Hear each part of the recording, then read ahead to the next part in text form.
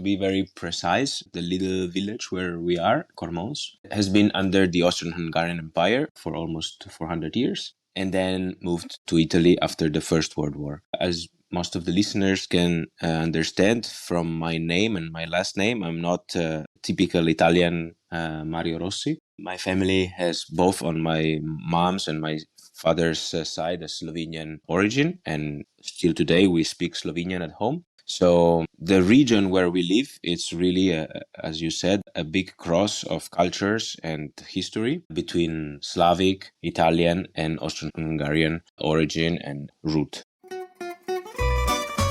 Fascinating people with stories to share, fabulous wines and the best local foods to accompany them, and beautiful places to discover and visit. All of this and more on Wine, Food and Travel with me, Marc Millon, on the Italian Wine Podcast. Join me for a new episode every Tuesday. Welcome to Wine, Food and Travel with me, Marc Millon, on Italian Wine Podcast. Today we travel to northeast Italy, to Friuli, Venezia Giulia, and to the wine region of Collio, almost to today's national frontier with Slovenia, to meet my guest Mitja Sirk at his family hospitality complex La Subida and Michelin star restaurant Trattoria Al Cacciatore. Buongiorno, Mitja, or should I say Mandi. Thanks so much for being our guest today. How are you? Thank you, Mark. Thank you for having me. I'm doing very well and hope you're fine as well. Yeah, I'm very well, thank you. A little bit damp and cold here in southwest England over these past few weeks, but hopefully the days are getting a bit longer now. Mitja, you're in a particularly beautiful and unique corner of Italy in the far northeast of the country, nestled right against this national frontier. For our listeners who are located all around the world, can you describe where you are, what the countryside is like, what the view is, what the air smells like, to give our listeners a real visual and sensory idea of where you are? Yeah, of course. We are in a quite special situation because in basically less than an hour, we can drive to the coast and we can jump from sandy coast on the west and to more stony and rocky coast on the east, going towards Trieste and the Slovenia or Croatian coast. But at the same time, in an hour, we can be skiing in the Alps. So the combination of these two microclimates give us a quite unique spot. The area of Collio, it's a historic wine region on little hills, jumping between 60, 70 meters on the sea level, up to about 250 on the Italian side and up to about 400 on the Slovenian side. The area, as I said, it's strongly influenced by the freshness and also some rains coming from the Julian Alps and the warm Mediterranean climate of the northern Adriatic Sea. Okay, so we've got these beautiful, imagine right now, snow-covered Julian Alps behind you, and then an hour towards the sea, we have the lagoon of Grado, and then going around the Carso towards Trieste. And it's an area that's long been a crossroads historically. Just a quick history question, Mitja. We're in the region of Friuli, Venezia Giulia, but where you are is very much Friuli, is that right? And with a very strong and distinctive culture that's different from Venezia Giulia. Can you explain something of the difference between, because I'm always a little confused when I'm there, where is Friuli and what area is Venezia Giulia? Yeah, so to be very precise, the little village where we are, Cormòns, has been under the Austro-Hungarian Empire for very long, for almost 400 years. And then moved to Italy after the First World War. So as most of the listeners can understand from my name and my last name, I'm not typical Italian Mario Rossi. My family has both on my mom's and my father's side a Slovenian origin, and still today we speak Slovenian at home. And if we look closely into Cormòns as a community, the hill that stays in the back of the village, it's also the division, the kind of cultural or language division between the village itself, which is definitely a Friulano village. Now it's a little bit less present, but when I was younger, people would speak Friulano on the streets. And the back of this hill, where actually we live, where most of the people have a Slovenian origin and would speak Slovenian at home. So the region where we live, it's really, as you said, a big cross of cultures and history between Slavic, Italian, and Austro-Hungarian origin and root. Friuli, Venezia Giulia, it's a political region where we have, as you said, the Venezia Giulia area, which is basically, let's say, southern ridge and western side of the territory. Let's say if we speak about provinces, it would be Trieste, Gorizia, and Pordenone mostly. And then the Friuli inland, which is the center of the region with the hills where we are and going towards Udine and west of Udine. And then there is a small in volume, but there is one last piece, which is the mountain area of Carnia, which is the northern part of the region. Yeah. Okay, that's really, really helpful because it is confusing. Historically, as you say, it's been an area that's been fought over, different cultures, different, going back to when the Lombards first came over the Julian Alps, to Forum Iuli, giving its name to Friuli, to Cividale. So it's helpful for us to gain something of that. And of course, this rich history is reflected in what we're talking about today, wines and food. Mitja, I first visited Trattoria Al Cacciatore. It must have been in the early years. I think it was around 89 and 1990 when it was a centro agrituristico. And I recall the house, the warm welcome, and amazing food unlike anywhere else in Italy. And as you know, I've been back a number of times in recent years, and I've seen how La Subida has grown and grown while still keeping entirely the feel of being welcomed into a traditional Friulano home. Tell us the story of this wonderful family center that your grandparents first began and which you continue with your family today. Yeah, the story can be quite long, so I will try to make it short enough. So, my father's family moved across the border after the Second World War, mostly for political reasons. And they got the chance to buy the house where we live and where the restaurant is located in 1947.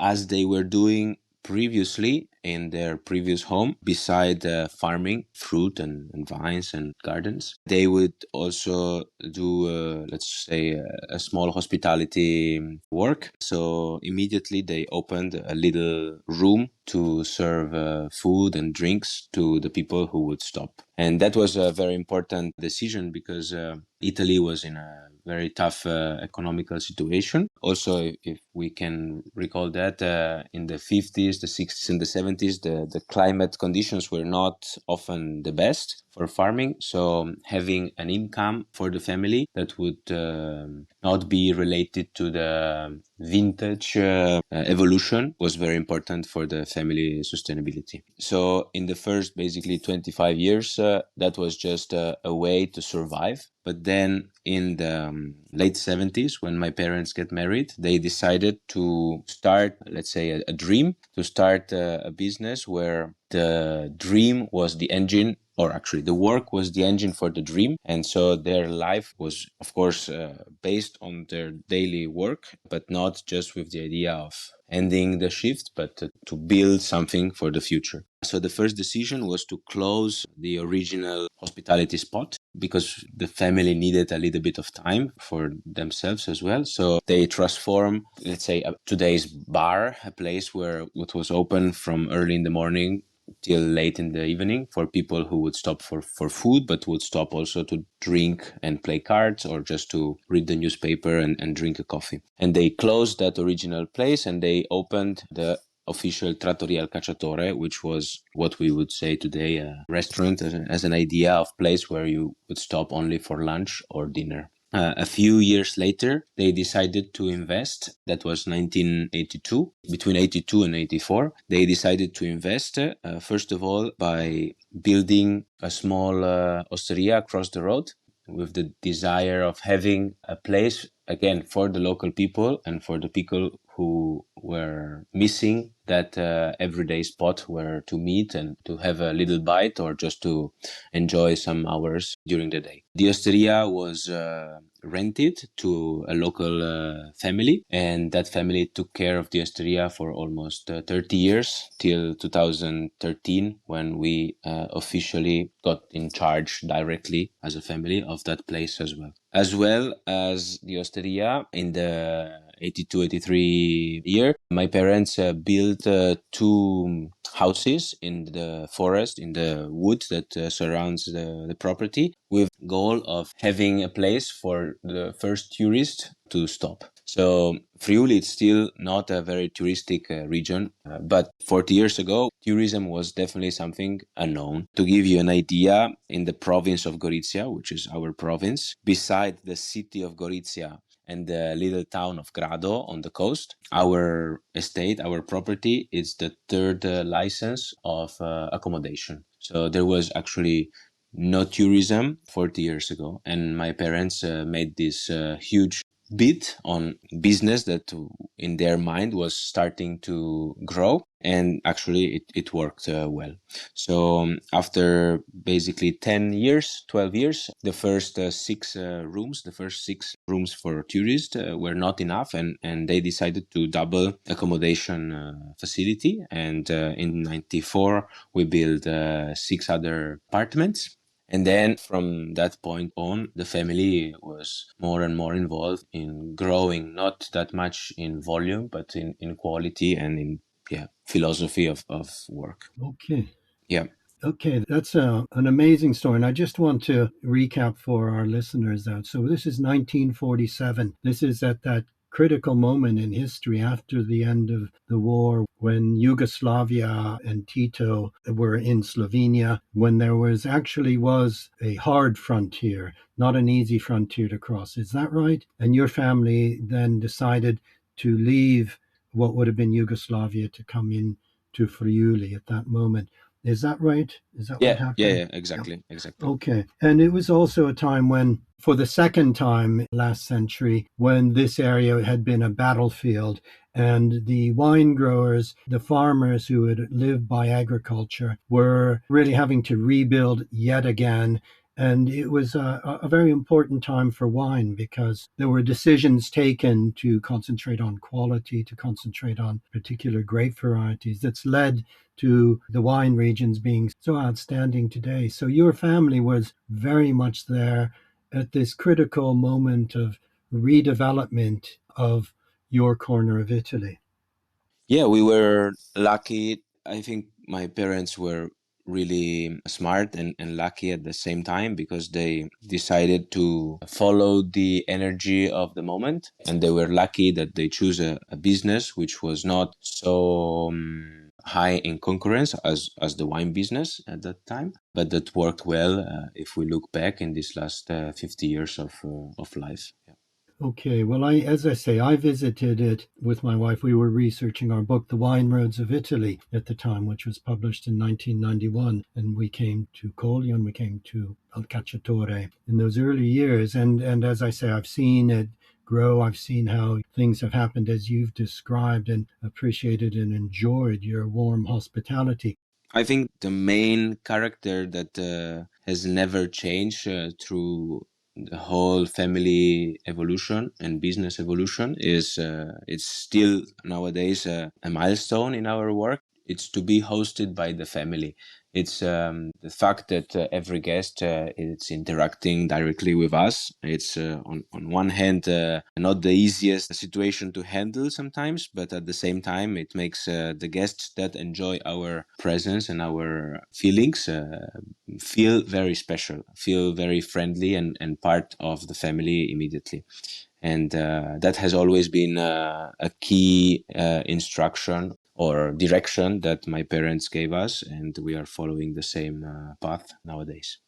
That's certainly been my experience, Mitja. It's the warmth, although the restaurant is very well known, Michelin star, it's a very much welcoming, relaxed experience to visit you. The fogalar is at the heart of this, isn't it? This fire, even in summer, the hearth, the sense of hearth and welcome. Trattoria Al Cacciatore has long been a punto riferimento for the gastronomy of the territory, especially for Friulano cuisine. It's an amazing gastronomic tradition because, as you have explained, there's so many different influences, blends of cultures and civilizations. Can you tell us a little bit about Friulano cuisine? What are some of the most important food products that you have locally? What are some of the most important dishes? What are some of the foods that our listeners could come and enjoy the flavors of Friuli at Al Cacciatore? So that's a little bit difficult for me, but I don't see like only one way of defining the local cuisine because, as I said earlier, this history of moving towards countries and influences and requests has made our cuisine and our identity very unique, but at the same time very mixed. So it's common to have dishes, especially on the main course side, where meat is paired with fruit, which is definitely something that the Italian culture doesn't know at all, and it's part of heritage that the Austro-Hungarian cuisine left us. At the same time, we don't use a lot of olive oil usually in Friuli. We use a lot of butter. Again, something that it's strongly or it's usually not comparable for the rest of the Italian food culture. And then I can continue in this sense. We don't have a real pasta dish that I can explain as a traditional. We have some gnocchi, some stuffed tortelli, but not made with egg pasta, but with potatoes. And so even if today we are in Italy, our food tradition it's not strongly related or strongly associated with the classic Italian cuisine, and that makes the region quite unique as well. Whenever tourist comes to the region and has the open-mindedness to follow advices and follow the flow of the food and the flavors, he will discover really a quite unique corner of, as I said, northern Adriatic alpine flavor and taste. Yeah, that has certainly been my experience, beginning with antipasti such as the wonderful prosciutto di Cormòns, the prosciutto di Osvaldo, which is very much a local product, isn't it? Yeah. Like in that case, in our climate and in our environment, the fact to smoke meat, it's not necessary. Our climate allows us to age prosciutto or salumi without smoking it. But being the family d'Osvaldo strongly related to their customers on the eastern side before the First World War, their family signature, because of the request of the market, was a light smokiness. And that's still today the signature of their prosciutto. So, when people say, D'Osvaldo, it's like San Daniele, in reality, like really being in the same region, but having so little in common makes you understand how 40 kilometers of distance are actually a real cultural different route. Okay. And again, as you say, this melting pot of flavors from Slavic traditions, Austro-Hungarian, the Carnia, the mountain traditions, Mhm. cheeses, and the charsons, the wonderful stuffed. But that's the same also in wine. Sometimes people tell me it's hard to understand Friuli in terms of wine perspective. And I understand it's not easy to follow a straight line in between different styles and different varieties and different ideas and slightly different regions. But it's the result of what we are. Some families are more related to the slightly more German flavors and research in terms of maturity and flavors and direction in wine, and other families are more looking towards a warmer, more alcoholic, concentrated feeling linked to a Mediterranean climate. So I think it's again the result of a long history that made the region so unique. Yeah. Mitja, I know you're a sommelier and also winemaker. You carried out your first vinification under the legendary Josko Gravner and have worked in Italian and French wineries. Tell us about your own wine life then. My own. So I fall in love with wine when I was very young. I remember this dinner. I was probably 8 or 9 years old. There was a dinner hosted in our living room because the restaurant was full, and these guests needed a space that was more relaxed and private. So I had to give them my living room. But I remember them being so excited about these bottles that they were sharing and drinking and tasting. And from that day on, I always tried to understand more about wine. And as you said, Josko Gravner was one of the key figures in my early career when in 2003 he gifted me one of his amphoras, and for 7 years he gave me the opportunity to vinify some Ribolla Gialla in that amphora. So I was 10, almost 10 years old in 2003 when I made my first wine, and that gave me again a direction in how much wine would affect my life. After the enology school, I traveled I traveled in winter when the restaurant was closed in other restaurants to gain more experience on the floor.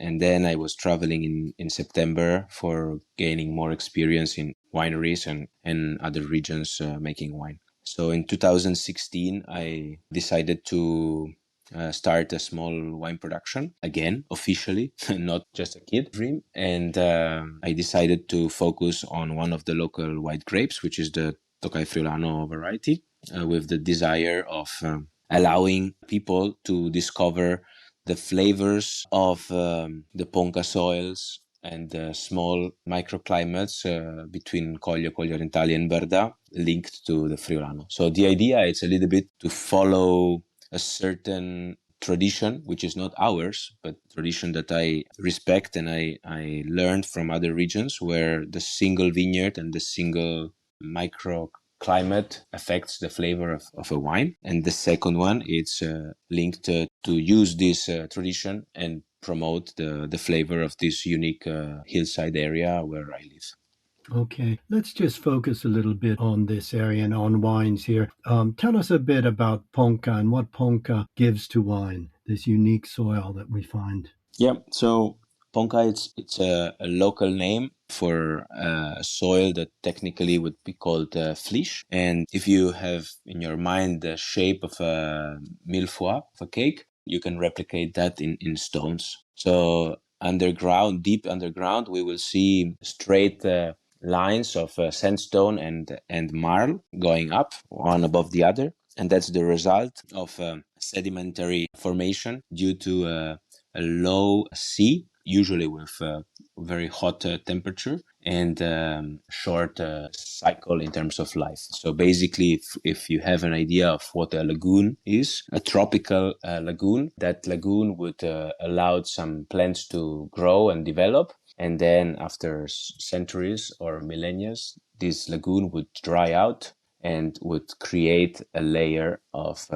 deposits that after the centuries will become a layer of sandstone and a layer of marl, and that lagoon would come back and go away and come back and go away, and that's how our soil developed. So we don't have stones when it comes to the surface. These layers of sandstone and marl will dissolve into actual dirt and soil. But the origin of the soil, as I said, it's a marine origin. So our wines just by nature cannot carry any sort of straight and powerful acidity or angular shape because there is no stone or hard limestone character. But at the same time, they have a very, very distinctive and intense, salty, fresh aftertaste that comes from the marine origin and by the more or less high presence of carious element. Okay, so this chalky fleece, and that extends into Collio Orientale del Friuli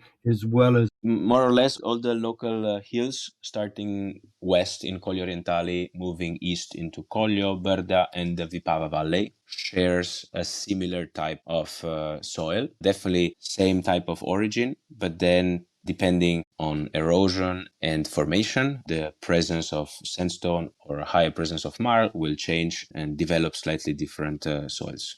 Beside that, as I said at the beginning, the local hills are about 25 to 40 kilometers apart from the actual Adriatic Sea. So the influence of warmer, humid breeze, it's always a key element in defining ripeness, richness, sugar concentration, and then alcohol. And the Alpine Ridge is just behind us, so some areas will definitely carry more balanced and fresher touch thanks to the cooler winds from the north. The wines usually are rich, powerful wines with definitely a very charming saltiness that actually grows in time, and that's also a key element of the high quality local wine, that the aging, it reveals the huge potential of the local white wine, even if at the beginning it might seem shows some sort of richness that today it's not very appreciated. Okay, so we're talking about this ponca soil across this area, particularly suiting the native white grape varieties, such as you mentioned Ribolla Gialla, Friulano, Pinot Grigio as well. What are the other grape varieties that thrive on these wine hills? So luckily or unluckily, depending from the perspective, we have a lot of grapes. Let's say three grapes are a bit more local. Tokai Friulano, which at the end has a French origin. It's a cousin, or it's part of the Sauvignonas family. Ribolla Gialla, which today it's a single variety, but in previous centuries was always a name associated to a mixture of local grapes. Malvasia Istriana, which is one of the hundreds of Malvasia that we share between our area, the western Slovenia, and Istria in Croatia. As you mentioned, a lot of international varieties, Pinot Grigio, Pinot Bianco, but especially Sauvignon, Merlot, which the last two have, again, almost 400 years of relationship in terms of production here. Yeah, and that's a little bit the vine stuff. Yeah. Mitch, you've mentioned your wine project, but you also have a vineyard right at La Subida with Ribolla Gialla, but you're not using those grapes to make wine. You've got another project, a quite exciting project. Tell us about your acetaio.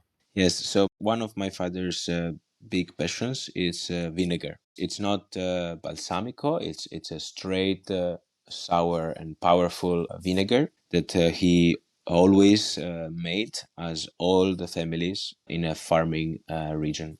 So in Italy, there was a monopoly that was covering vinegar production. So my father was making vinegar as a hobby, completely in an illegal situation. But we are very proud to say that we never sold neither a tiny bit of that vinegar, because was of course used in our cuisine, but at the same time was gifted to the guests that would stay at La Subida for a little bit longer. So one day in 2003, a gentleman called us from the Minister of Agriculture in Rome, and he said, I know you have this vinegar passion, that you make vinegar, and I wanted to tell you that the law is changing and that the monopoly is going to be cancelled. So my father, who also has a huge passion for building stuff, took that phone call very seriously, and he immediately started to build a vinegar facility, a vinegar cellar, and that passion was turned into an official small business. One of the big intuitions was to change the production. So if you have the chance to compare different wine vinegars, you will see how they are actually similar one to the other. This because we usually make a vinegar in terms of wine from malted wines, from wines that are diluted with water to reduce the alcohol and complete the vinegar production in a faster time. And they are made with more or less modern machines that are accelerating the oxidation of the wine. So they're basically polishing the wine from all its characters and its flavors. So what it's left, it's usually a vinegar that it's more or less high in acidity, but it's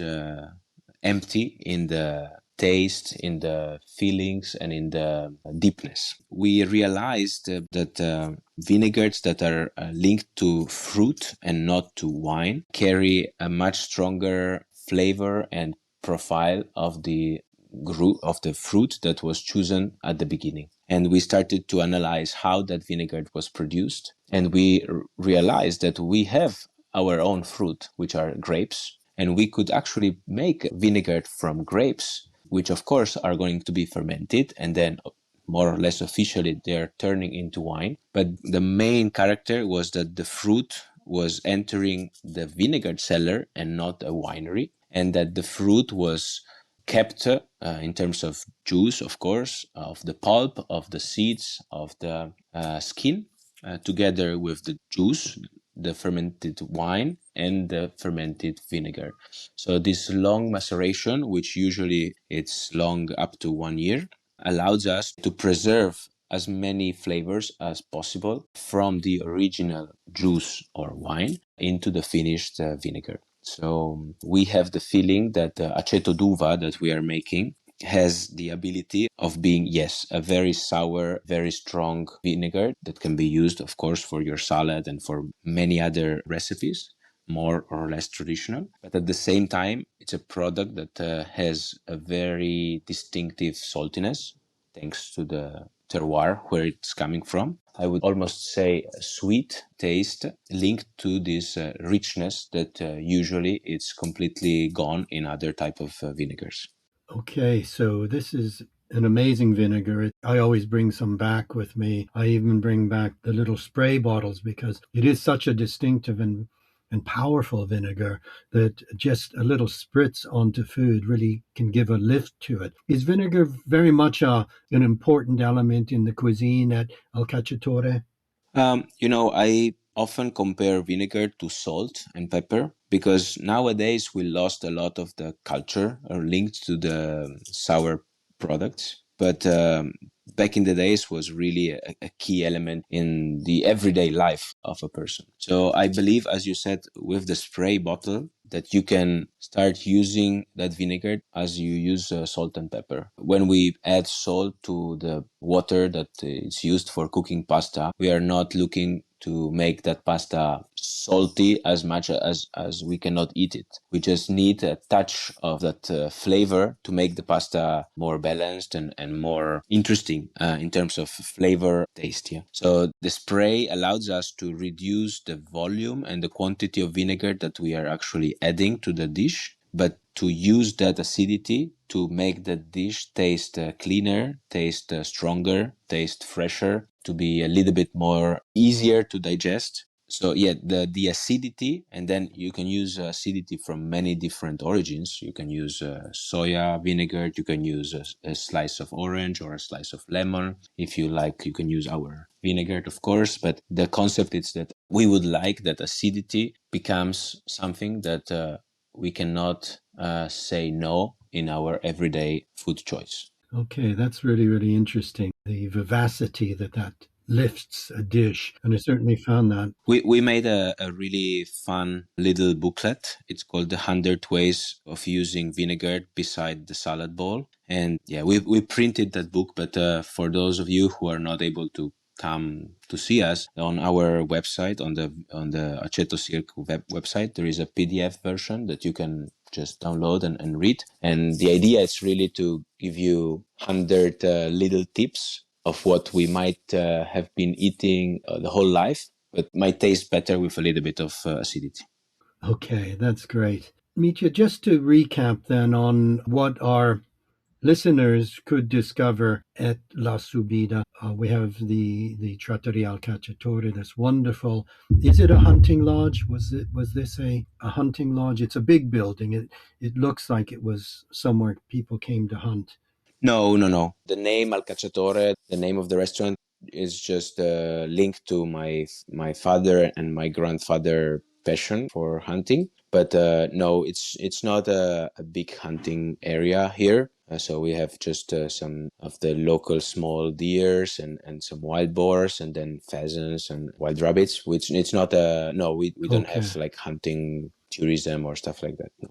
Okay, so we've got the Cacciatore restaurant, the Michelin star. Just across the road now is the much more informal osteria, which you said goes back to the roots of the family business. I've stopped there as well and enjoyed simple foods, eaten outdoors at outdoor tables, again with wonderful wines of the area.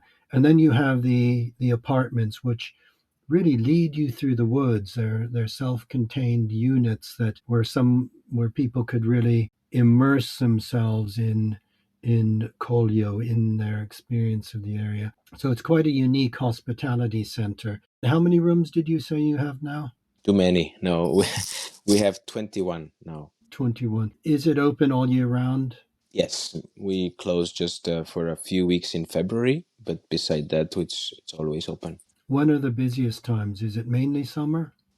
Yeah, the season, luckily, it's quite long. Usually it starts in spring with the first Austrian and German guests following the first warm days and moving south. And then it goes with different clientele and different, let's say, desires. It goes on till the end of October. Okay. What are people mainly coming to enjoy? I would say food and wine. It's I would definitely say food and wine. It's quite good reason to come. But as you mentioned earlier, the Roman presence in Cividale with the Longobards, in Aquileia with these amazing mosaics, the Trieste history linked to the war, but linked also to this nobility of Austro-Hungarian architecture on the sea, the First World War line in San Michele, in Kobarid. It's a small region. It's definitely a region that not chaotic. It's very, very quiet and polite. I think it's a great way to relax and to enjoy nature, having some good wine, good food, and a certain history to discover. Yeah. Yeah, I agree completely. Friuli Venezia Giulia is not a well-known area from a touristic point of view, but it's certainly an area that really should be discovered. There's so much. I enjoy coming, all my visits more and more every time I come, and I enjoy greatly my visits to you at the Trattoria Al Cacciatore. Mitja, thank you so much for being my guest today. You've transported us all to your very special corner of the world, and I'm sure some of our listeners will be inspired to visit and to discover this magic corner for themselves. I certainly look forward to returning. But in the meantime, mille grazie. Many, many thanks. Thank you for the invitation. It was a big pleasure to spend this hour with you and with all the listeners. And of course, you are all very much welcome. Hope to see you in person soon. Grazie. Buona giornata. Thank you very much.